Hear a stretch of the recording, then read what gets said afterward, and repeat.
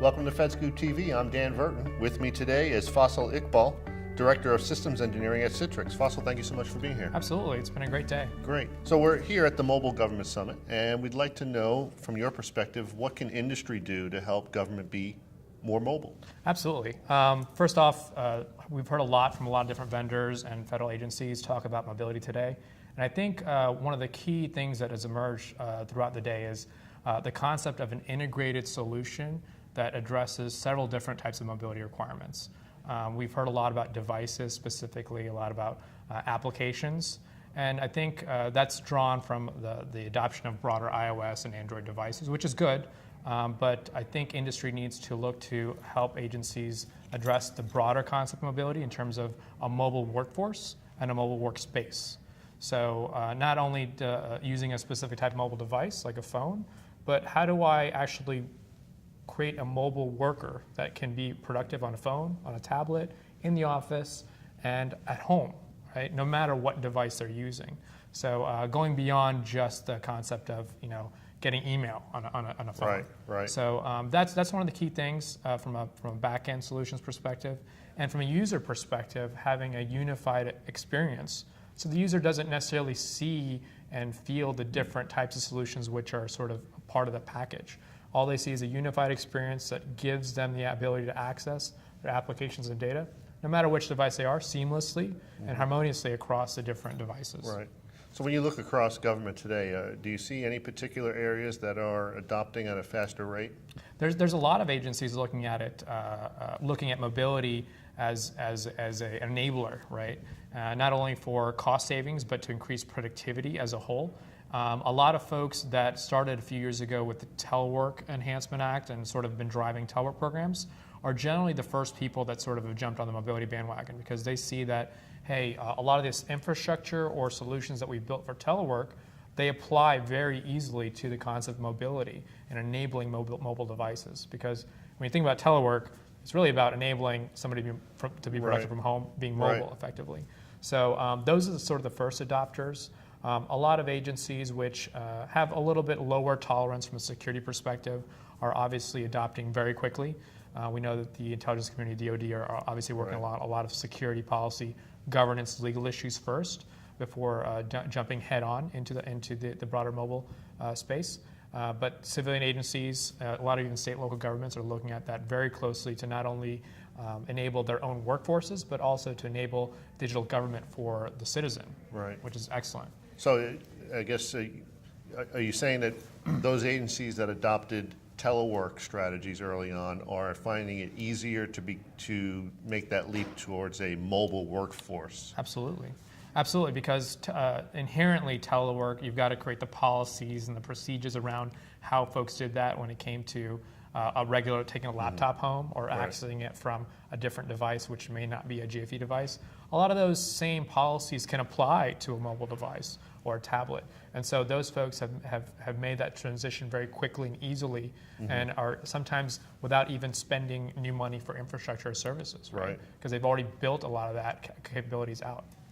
When you look across the government, even in the private sector, just in terms of mobility trends, is there anything that jumps out at you that you would say is disruptive right now? Yeah, I mean, I think everybody has got a good handle on the actual infrastructure that's required. How do we manage devices, right? I mean, that's becoming less of an issue. I think we've all understand what that baseline looks like. The next realm and the next generation of what we think will be, what will really drive mobility is the productivity applications, right? How can I enable, email is the killer app. How do I enable things like email, intranet access, SharePoint, communications, virtual presence, and even instant messaging, where I can be connected to my fellow coworkers, my customers, my clients, my partners with my mobile device no matter where I go, right? Through the different forms of communication in real time. So that's where we see the ability of mobility and the technologies that enable mobility to really take off and enable productivity quite a lot more than it's doing today. And we're still sort of just hitting the tip of the iceberg right now, right? People are looking at email first because that's a very quick way to gain productivity immediately. BlackBerry has been very good at that, and folks are looking, okay, we've gotten the BlackBerry, we've gotten the same capabilities that BlackBerry has given us in the past.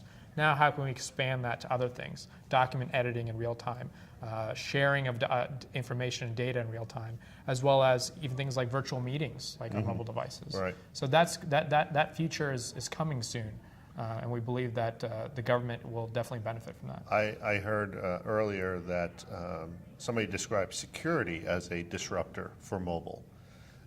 In other words, when security is finally where it needs to be for mobile, it will enable all of these types of capabilities Sure. that you just described. Yeah, I mean, it's one of the, as with any new technology in the government, we're always a little bit more conservative, right? We have to understand all the nuances of not only the technology security, but the governance behind it and everything, which is critical.